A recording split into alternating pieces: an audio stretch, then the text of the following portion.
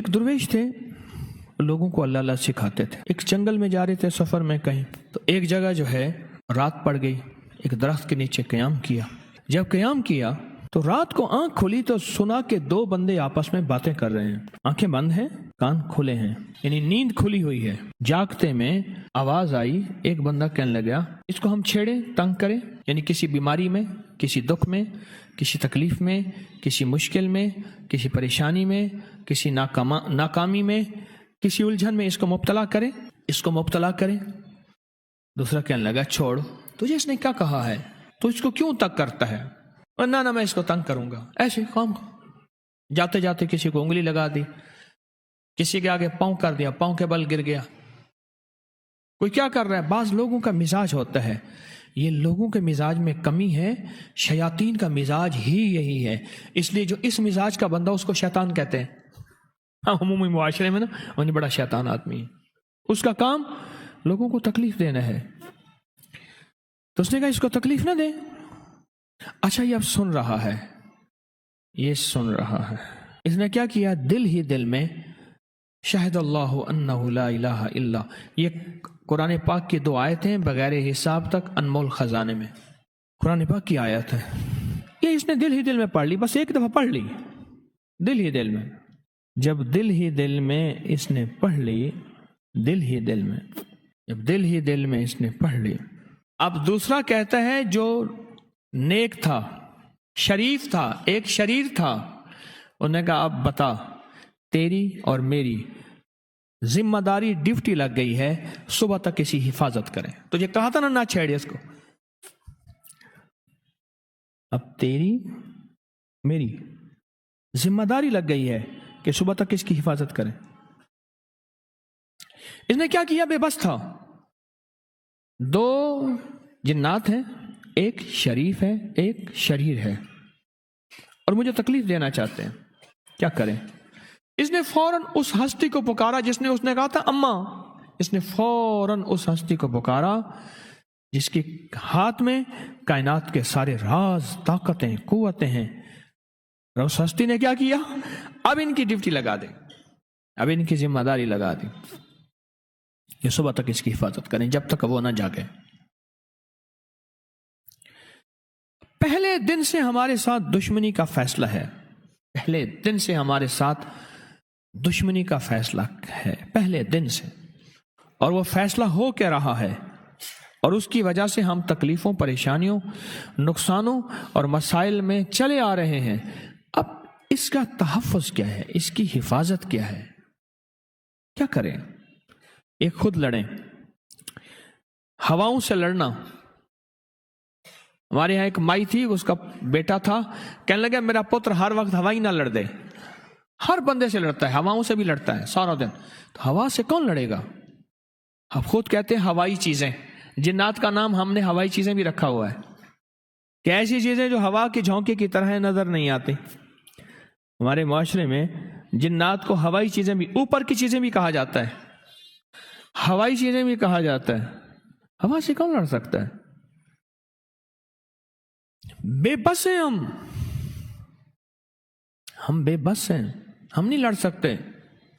پھر ایسی طاقت کو لے آئیں، ایسی طاقت کو لے آئیں جو لڑ سکتی ہے، اور وہ اللہ ہے، اور اس کی طاقت ہے، اور اس کی قوت ہے، اور اس کا 100% جمال ہے، جلال ہے، عزت ہے، عظمت ہے، وقار ہے، شان و شوکت ہے. وہ طاقت ہے جو لڑ سکتی ہے، کوئی نہیں لڑ سکتا. یاد رکھنا، جنات شیاطین سے کوئی نہیں لڑ سکتا. میری بھی زندگی گزری ہے روحانیت کی دنیا میں طالب علم کی حیثیت سے. کوئی جن تابع وغیرہ نہیں ہے، لیکن ان سے لڑ کوئی نہیں سکتا. ان سے اگر اللہ کی مدد ساتھ نہیں ہے اور اللہ کے نام کی طاقت اور ڈھال ساتھ نہیں ہے، ان سے کوئی نہیں لڑ سکتا، اور نہ لڑنے کی کوشش کرنا. اللہ کی مدد، یہ آیت الکرسی کیا ہے؟ یہ ساری اللہ کی مدد ہے، اللہ کی منت اور خوشامد ہے. ترجمہ اٹھا کے دیکھ، یہ آیت الکرسی ساری میری اللہ کی منت اور خوشامد ہے. اللہ لا الہ الا هو الحی القیوم. مولا تیرے علاوہ ہے ہی کوئی نہیں، لا الہ الا الحی تو ہمیشہ زندہ ہے، موت نہیں، القیوم، سب مٹ جائیں گے تو قائم ہے، لا تاخذہ سنہ، اے مولا تو وہ ہستی ہے جسے نہ نیند آئے نہ اونگ آئے، ولا نوم، لہو ما فی السماوات و ما فی الارض، ساری کائنات، ساری زمینیں، سارے آسمان مولا تیرے ہی ہیں، حکومت تیرے پاس ہے۔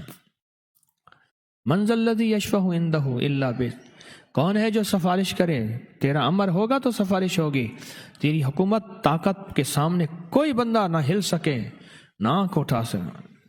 یعلم ما بین ایدیہم وما خلفہم، تو ہمارا پچھلا ڈیٹا بھی جانتا ہے، تو ہمارا اگلا ڈیٹا بھی جانتا ہے، ہماری پچھلی کیمرے کی ساری ریکارڈنگ تیرے پاس ہے، ہماری اندھیرے اجالے تیرے پاس ہیں، ہماری صبح شامیں تیرے پاس ہیں، ہمارے دل کے تصورات تیرے پاس ہیں، دل کی سوچیں اور خیالات تیرے پاس ہیں۔ ولا یحیطون بشیء، اور تیری طاقت ہر کسی پہ غالب ہے، احاطہ کیا ہوا ہے، الا بما من علم، الا بس تیرے علم میں ہے، وسع کرسی، تیری کرسی بڑی وسیع ہے، تیرا اقتدار بڑا وسیع ہے، تیری حکومت بڑی وسیع ہے، تیرے پاس کئی سکندر آئے اور گئے، کئی سکندر آئے اور گئے۔ میں خوارزم میں گیا، وہاں بخارا سے آگے، بہت آگے، وہاں کا سفر تھا جہاز کا، بہت آگے، وہاں کئی میلوں میل، وہاں ایک شہر تھا، اس کا نام تھا نوراتا۔ شیخ ابو الحسن نوری رحمۃ اللہ علیہ، ہمارے بڑوں کی کتابوں میں ان کے تذکرے آتے ہیں، ان کا وہاں مزار تھا، اور لوگ ان کے ہاں آ کے 9 راتیں گزارتے تھے، اور وہ اللہ اللہ سکھاتے تھے۔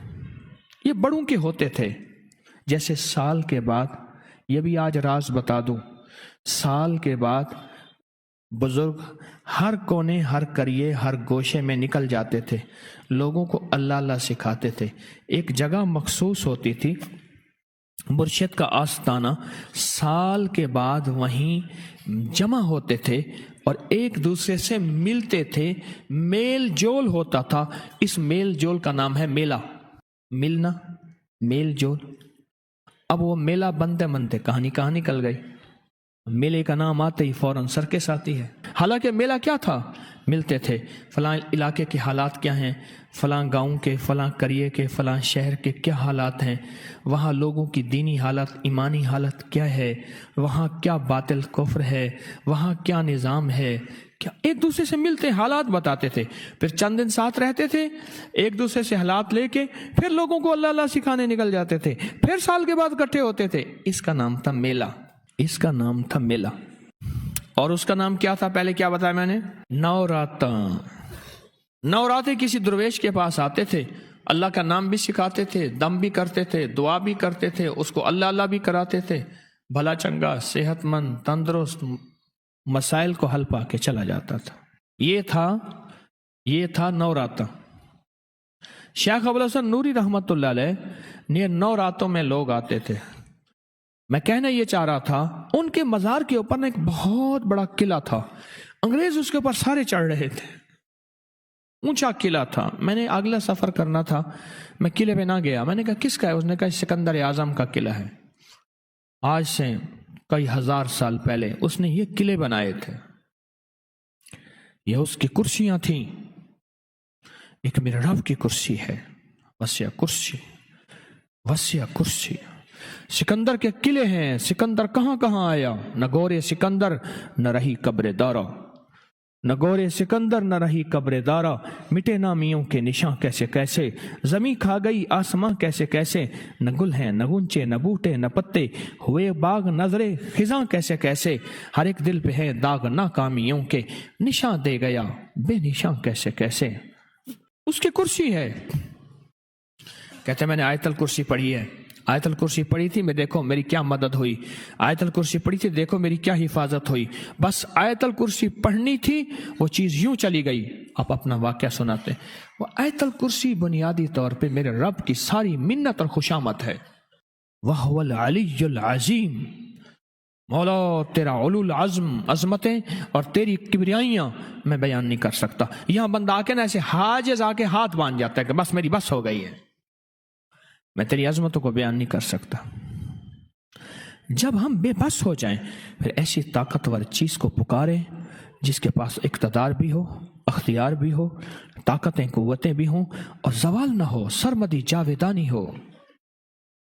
ایسی طاقت جس کو زوال نہ ہو اس کو پکارے. اس ویڈیو کو لائک اور